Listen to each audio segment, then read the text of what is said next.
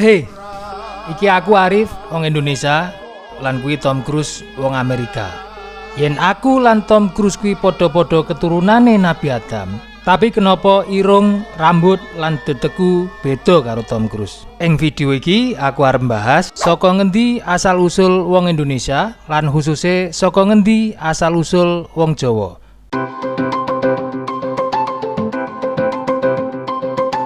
Sakwise roh Nabi Adam didunke ning bumi rupa jasad Homo sapiens utawa spesies menungso modern, peradaban menungso ing alam donya dimulai saka kene.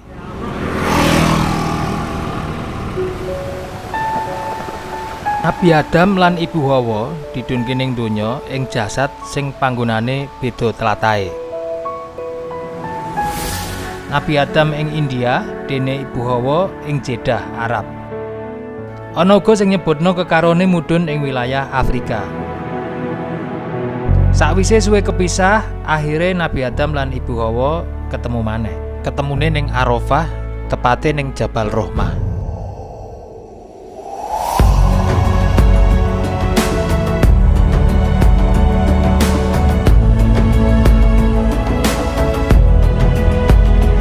Mergo Nabi Adam lan Ibu Hawa diparingi nafsu kanggo berkembang biak. Mula akhire sakwise pertemuan kuwi, Nabi Adam lan Ibu Hawa duwe akeh anak turun. Berarti jaman dhisik anake Nabi Adam kawin dhewe karo dulure. Dene miturut syariat Islam kuwi kan haram. Islam kuwi sejatine hakikat lan syariat. Zaman Nabi Adam kuwi ya jenenge wis Islam. Ning syariat Islam zaman Nabi Adam beda karo syariate awake dhewe minangka umate Nabi Muhammad. Zaman semono uga durung ana perintah salat. Miturut Ibnu Katsir ing Qasas Al-Anbiya nyebutake yen saben ngandhut Ibu Hawa kuwi mesti duwe anak kembar sepasang, lanang lan wadon. Syariat wektu kuwi dulur kembar sing metu bareng ora oleh dinikahi. Sing oleh dinikahi yaiku dulur liyane sing laire ora bareng, dadi disilang. Artine wektu kuwi Allah wis maringi petunjuk utawa syariat kanggo jaman iku, khusus jaman iku. Sakwise anak turune Nabi Adam wis akeh, nembe ana syariat sing mengharamkan perkawinan sedarah. Lan ing jaman Rasulullah kuwi wis mutlak haram. Saiki yen bener kabeh menungso ing alam donya iki turunane Nabi Adam. Lah terus warna kulit, rambut lan irunge menungso sak donya iki kok iso beda-beda. Padahal jarene padha saka Nabi Adam. Ngene, alon-alon tak jelasno lewat versi agama, sains lan sejarah.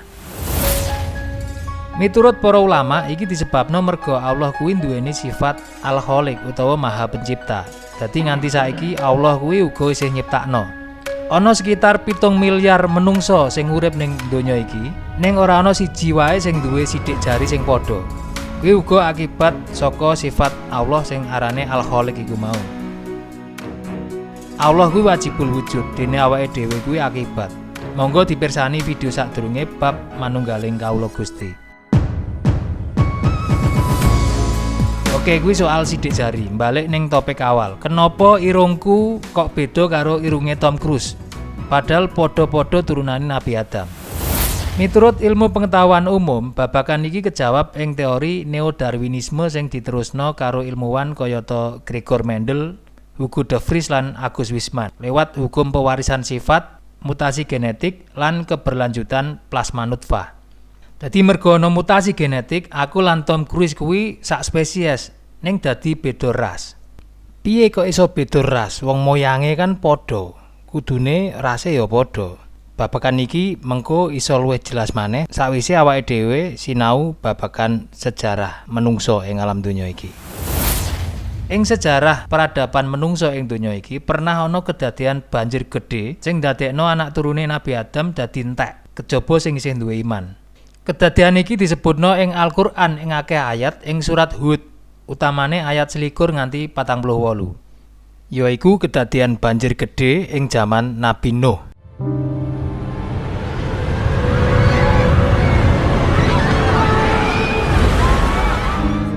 Wong-wong sing ora percaya karo Nabi Nuh ora gelem numpak kapal lan malah ngede-ede. Dene sing iman nderek Nabi Nuh lan didhawuhi nggawa sawetara jinis kewan sepasang-sepasang dilebokno ning kapal. Lan akhirnya bener ana banjir gedhe sing dadekno bumi iki meh dadi laut kabeh. Lan sing iso slamet mung wong-wong sing melu numpak kapale Nabi Nuh.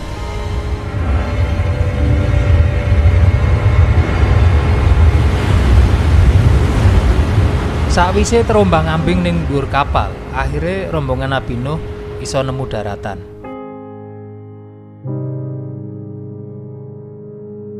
Jeneng daratan iki disebutake ing Quran aran Gunung Judi. Miturut penelitian, Gunung Judi kuwi sawijining papan sing saiki mlebu bagian wetan wilayah Turki sing diarani Gunung Ararat.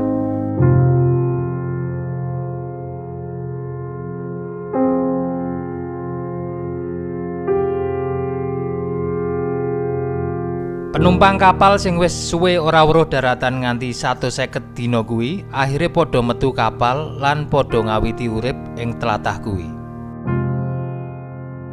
Lan sakwise urip ning daratan kuwi, saka kabeh umate sing ana ning kapal, jumlah sing iso bertahan urip mung kari udakara kurang saka 80-an wong. Liyane tilar donya merga wabah lan sebab-sebab liyane. Jumlah umat Nabi Nuh sangsaya sithik merga jaman kuwi wis ana syariat soal pernikahan. Dadi nek salah siji bojone mati, otomatis ora duwe turunan. Merga menungso sing isih urip liyane wis dadi bojone wong liya. Akhire yo meninggal tanpa duwe keturunan kuwi akeh. Saka sekitar 80-an wong kuwi mau sing sukses duwe keturunan akeh mung saka 3 putrane Nabi Nuh lan pasangane. Iki putrane Nabi Nuh sing sakliyane Kan'an, iku adik-adike Kan'an. Soale Kan'an ora gelem melu kapal. Lan kuwi digeloni banget karo Nabi Nuh. 3 keturunan Nabi Nuh sing salah sijine mengko bakal dadi moyange awake dhewe yaiku Yafit, Sam lan Ham. Nabi Nuh duwe tugas kanggo ngatur kelangsungan peradaban menungso ing alam donya iki. Mula anak lan mantune dikon pencar.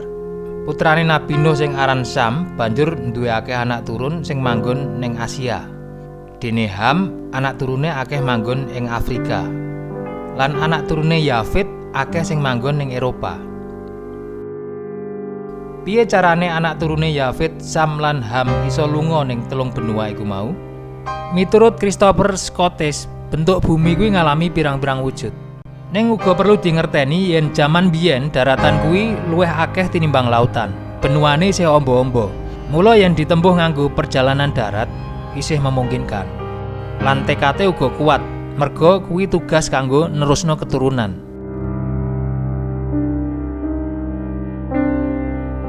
Sakliyane kuwi umpamane arep ditempuh nganggo kapal ya iso. Merga Nabi Nuh uga wis duwe kewasisan nggawe kapal. Teknologine wis memungkinkan.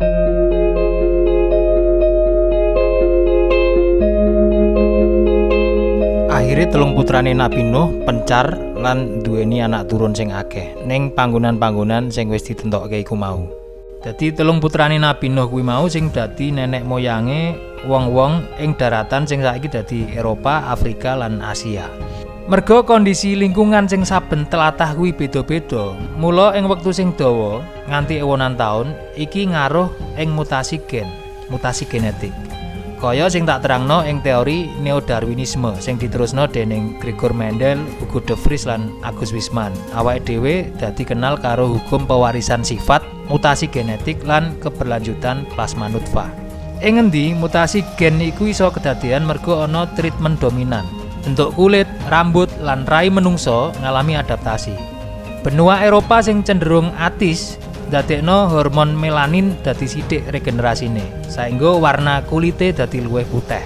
Ing Afrika sing treatment lingkungane dominan panas, merga luwih sering kena srengenge, dadekno menungso ing kono dadi produksi hormon melanin luwih akeh. Efeke warna kulite dadi luwih ireng. Dene ing Asia sing bengi lan awane imbang lan iklime ora patek ekstrim, warna kulite dadi sedengan, sawo mateng lan akeh ragame. Jasate awake dhewe iki pancen wis diciptakno sampurna dening Pangeran. Hormon melanin iki minangka bentuk autoproteksi jasad saka bahaya sinar matahari. Kondisi iklim iki uga ngaruh ing werna, tekstur rambut, werna mata lan dedeke awak. Akeh faktor sing memengaruhi perubahan mutasi genetik iki, kayata anane sumber daya alam lan apa sing sering dipangan.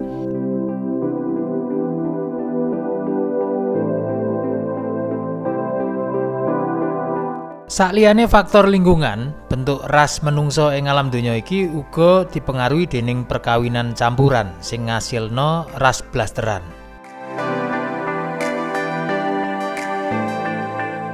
Saka telung blasteran kuwi banjur akeh sing nglakoni migrasi, nyebar ing daratan liyane lan mbaur siji lan liyane. Aktivitas iki nyebabno variasi ras ing alam donya iki dadi luwih akeh maneh.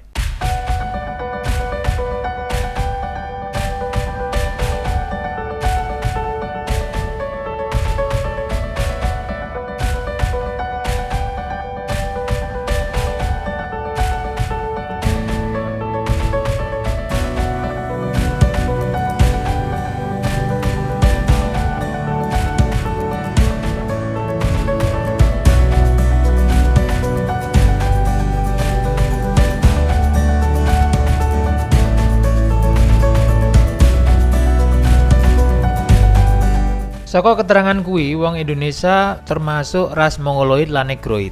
Ing teori Human Y Chromosome DNA haplogroup, awake dhewe termasuk mlebu ing haplogroup C. Lan luwih khususe wis ngalami percampuran dadi golongan C1B3A. Sing nyakup kabeh wilayah Indonesia termasuk Papua Nugini, Melanesia, Mikronesia lan Polinesia. Perkawinan antar ras iki kedadian merga ana aktivitas sing jenenge migrasi. Kaya sing tak jelasno mau. Banjur piye ceritane lan kapan anak turune Nabi Nuh migrasi tekan Indonesia? Miturut teori, pulo-pulo ning Indonesia kuwi diperkirakno lagi ana 30 yuta tahun kepungkur ing jaman Miosen. Pulo-pulo kaya Sumatera, Jawa, Bali, Sumbawa, Flores, Maluku nganti ning kepulauan Filipina kuwi asale laut. Laut sing munggah dadi daratan sing disebabno merga ana gempa sing gedhe. Miturut kajian arkeologis, Homo erectus mulai migrasi ning Nuswantara udakara 1,8 yuta nganti 1 yuta tahun kepungkur. Bukti fosile ditemokno ning Sangiran Sragen lan Perning Mojokerto. Nanging yen ngacu ing penjelasan wiwitan lan ing video sadurunge, kuwi adoh sadurunge roh Nabi Adam mudhun ing bumi. Artine kuwi dudu termasuk al-insan hayawanatik. Hayawanatik kuwi kewan sing diparingi akal lan nafs sing besok dijaluki pertanggungjawaban ing akhirat, yaiku anak turune Nabi Adam.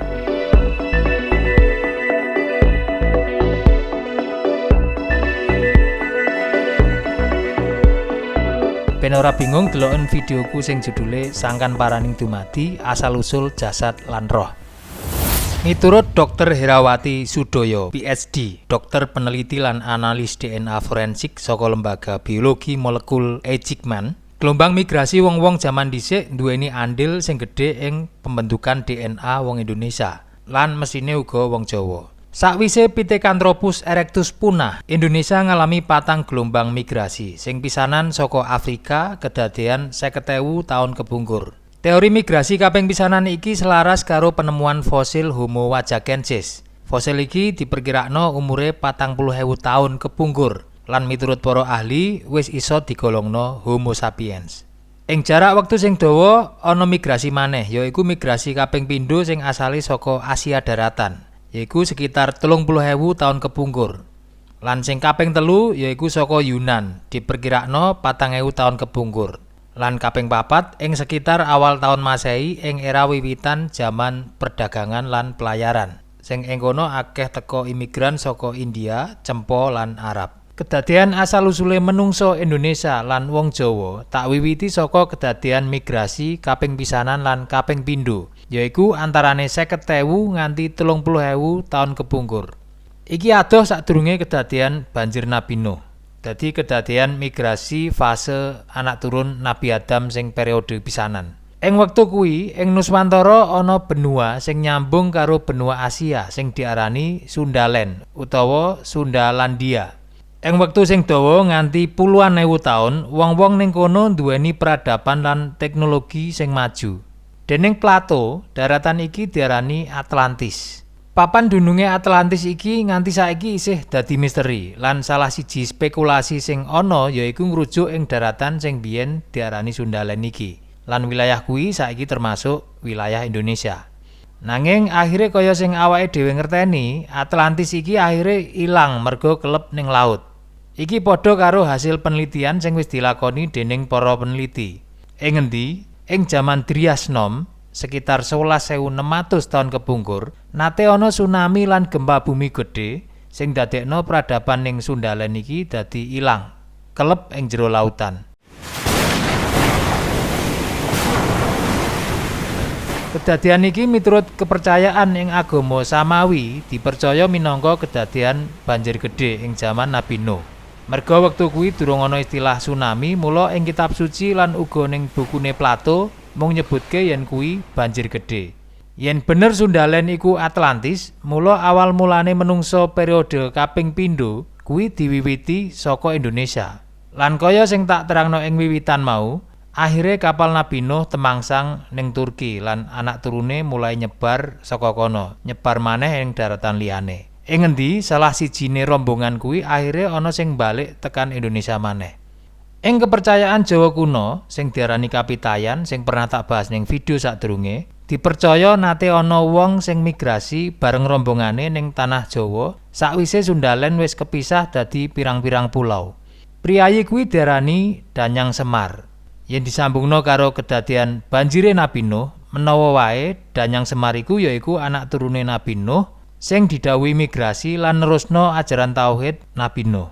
Danyang Semar ngajari rombongane sing manggon ning Jawa kuwi kanggo nyembah marang siji pangeran sing diarani Sang Hyang Toya. Toya tegese suwung utawa kosong. Sang Hyang Toya diartekno minangka tan kena kinaya ngapa. Ora iso diumpamakno, ora iso dipadakno karo makhluk, ora iso dideleng, ora iso dipikirake lan ora iso dibayangake.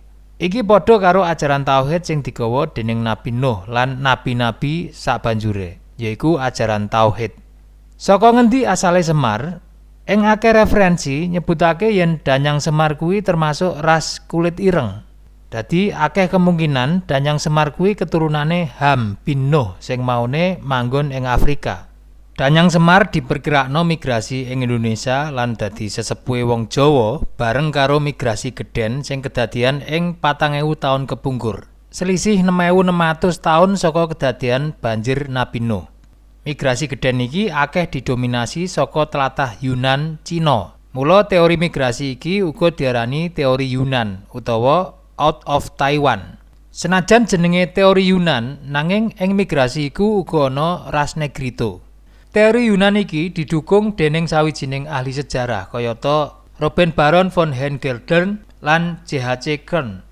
Teori Yunan nyatakno yen tekone ras ing Indonesia kuwi dibagi dadi 3 golongan, yaiku pengaruh saka migrasi ras Negrito, ras Proto-Melayu lan ras Deutero-Melayu.